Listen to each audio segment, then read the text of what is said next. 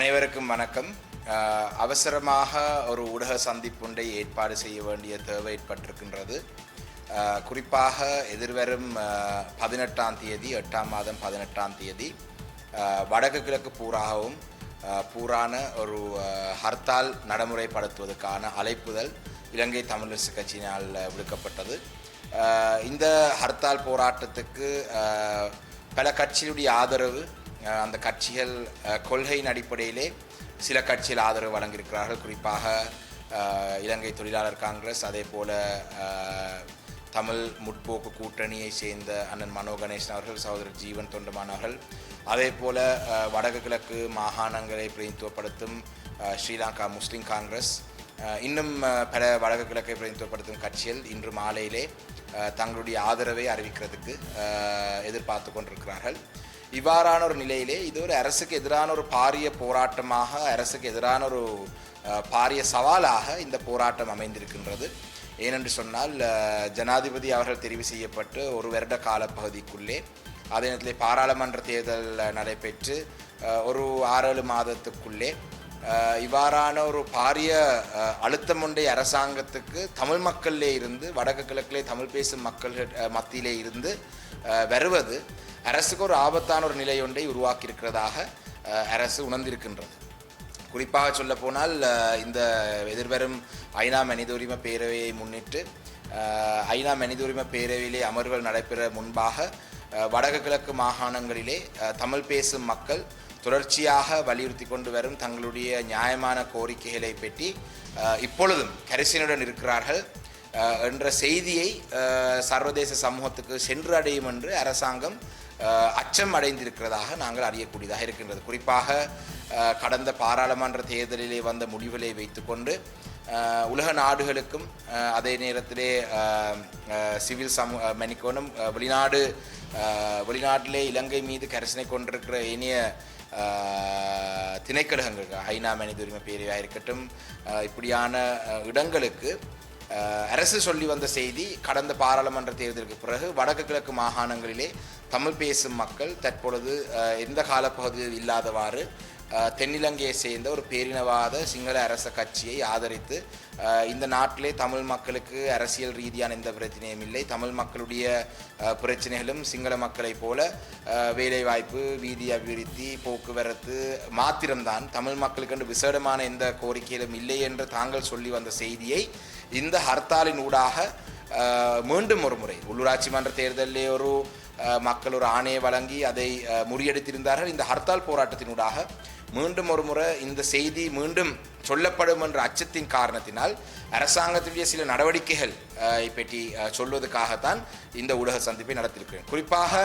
ஹர்த்தாலுக்கான அழைப்புதல் விடுவதோ இல்லாட்டி மக்கள் கடையடைப்பு போராட்டம் செய்வதோ எந்த வகையிலையும் சட்டவிரோதமான செயல்பாடு அல்ல. அவசரகால சட்டம் அறிவிக்கப்பட்டிருக்கிற காலப்பகுதி என்று சொன்னால் அவசரகால சட்டங்கள் சிலது வித்தியாசமானது. ஆனால் தற்பொழுது நாட்டிலே அவசரகால சட்டம் அறிவிக்கப்படவில்லை. நாட்டிலே சாதாரணமான ஒரு சூழ்நிலை தான் இருக்கின்றது. இவ்வாறான ஒரு காலப்பகுதியிலே மக்கள் ஒரு பூர்ணமான ஹர்த்தாலை நடைமுறைப்படுத்துவது, வர்த்தக சங்கங்கள் கடையடைப்பு போராட்டத்துக்கு ஆதரவு வழங்குவது, இவ்வாறான விடயங்கள் சட்டவிரோதமான செயல்பாடு அல்ல என்ற செய்தியை சொல்வதற்காகத்தான் இந்த ஊடக சந்திப்பை நான் நடத்த ஏற்பாடு செய்தேன். என்றால் இன்று காலையிலே இருந்து பல வர்த்தக சங்க தலைவர்களுக்கு பல அழுத்தங்கள் பல தரப்பினால் கொடுக்கப்படுவதாக எங்களுக்கு அறியக்கூடியதாக இருக்கின்றது. அதாவது, இந்த ஹர்த்தாலை நடைமுறைப்படுத்தக்கூடாது, இது சட்டவிரோதமான செயல்பாடு என்றெல்லாம் பொய்யான வதந்திகளை பரப்பி கொண்டிருக்கிறார்கள். இதுக்கு பின்னணியிலே யார் இருக்கிறார் என்று பார்த்தால், தமிழ் மக்களுடைய அரசியல் அபிலாசைகளை நிறைவேற்றப்படக்கூடாது என்று எப்பொழுதும் தமிழ் மக்களுக்கு எதிராக செயல்பட்டு கொண்டிருக்கும் அரசாங்கத்தினுடைய பிரிவுகள் தான் இந்த பின்னணியில் இருக்கிறார் என்றதை மிக திட்ட தெளிவாக தெரிகின்றது. இந்த காலப்பகுதியிலே, இந்த கடந்த காலப்பகுதியிலே உங்களுக்கு தெரியும், இராணுவ புலனாய்வுத்துறை இப்படியான பலர் தமிழ் மக்களுடைய நியாயமான அரசியல் கோரிக்கையை மக்கள் முன்வைப்பது முறியடிக்கிறதுக்கு பல நடவடிக்கை எடுத்தார்கள். அதே போல தான் தற்பொழுதும் அரசாங்கம் அச்சம் அடைந்திருக்கின்றது, பயந்து போயிருக்கிறார்கள். இந்த கடையடைப்பு போராட்டம் வெற்றியாக வடக்கு கிழக்கிலே இருக்கிற வடக்கு கிழக்குடைய மக்களுடைய பூர்ணமான ஆதரவுடன் முழுமையான ஒரு கடையடைப்பு நடைமுறைக்கு வந்தால் அரசு முழுமையாக செல்வாக்கை இழந்துவிடும் என்று அரசு தரப்பை சேர்ந்த பாராளுமன்ற உறுப்பினர்களும் இன்று அறிக்கையில் விடுறார்கள். இதிலே குறிப்பாக இந்த ஹர்த்தால் போராட்டத்துக்கான அழைப்பு பிரதானமாக விடுக்கப்பட்ட விடயம் இராணுவம் வெளியேற வேண்டும். ஏனென்றால் அண்மையிலே ஒரு இராணுவ முகாம் 63ஆம் படையினருடைய அந்த முகாமிலே 4 இளைஞர்களை தாக்கப்பட்டு அதில் ஒரு இளைஞர் உயிரிழந்திருந்தார். அந்த அடிப்படையில் இந்த ஹர்த்தால் பிரதானமாக அதுக்கு அறிவிக்கப்பட்டது. ஆனால் இன்று எங்களுடைய இந்த ஹர்த்தால் போராட்டத்துக்கு ஆதரவு தரும் பல தரப்புகள் தங்களோட பிரதேசத்தில் இருக்கிற அந்த பிரச்சனைகளை முள்வாங்கியிருக்கிறார்கள். குறிப்பாக நான் அறிந்த வகையிலே சில பிரதேசங்களில் அந்த பிரதேசத்துக்கண்டு இருக்கிற பிரச்சனைகளையும் அவங்க உள்வாங்க இருக்கிறாங்க. அது வரவேற்கத்தக்க விடயம் ஏனென்றால் அந்தந்த பிரதேசத்திலே எங்களுடைய மக்கள் அரசாங்கத்தால் தங்களுடைய பிரச்சனைக்கு தீர்வு வழங்க தவறிருக்கிறார்கள் என்று அரசாங்கத்துக்கு எதிர்ப்பை வெளிப்படுத்துவதற்கு இது ஒரு சந்தர்ப்பமாக பயன்படுத்திக்கிறோம். அதை நாங்கள் எந்த வகையிலே நாங்கள் பிழை என்று சொல்லவில்லை. நாங்கள் இந்த ஹர்த்தால் பிரதானமாக அறிவித்தது இந்த இளைஞர் கொல்லப்பட்டதை முன்னிட்டு இராணுவம் வெளியேற வேண்டும் என்று. ஆனால் இந்த போராட்டத்துக்கு ஆதரவு வழங்கும் பொழுது அந்தந்த பிரதேசங்களில் இருக்கிற பிரச்சனைகளை உள்வாங்கி அந்த பிரச்சனையை முன்னிட்டு அந்த பிரச்சனையை வைத்து அதுக்கும் எதிர்ப்பை தெரிவிக்கும் வகையாக அந்த ஹர்த்தாலை நடைமுறைப்படுத்துவதாக பலர் சொல்லியிருக்கிறார்கள். குறிப்பாக மன்னர் மாவட்டத்திலே இந்த கனிய மண் அகழ்வு இந்த காற்றாலையுடன் இருக்கிற பிரச்சனைகள், அதே போல வேறு வவுனியா போல பிரதேசங்களிலே நிலாவகரிப்புக்கு எதிராக, யாழ்ப்பாணத்திலே தையிட்டி விஹாரைக்கு எதிராக, மட்டக்களப்பு பிரதேசத்திலே எங்களுடைய மேச்சத்தரைகளை மயிலத்தமடு மாதவனை போன்ற விடயங்களுக்கு எதிராக, அதே நேரத்தில் இப்படி பல பிரச்சனைகளை முன்வைத்து பலர் தங்களுடைய இந்த போராட்டத்துக்கு ஆதரவு வழங்கியிருக்கிறார்கள்.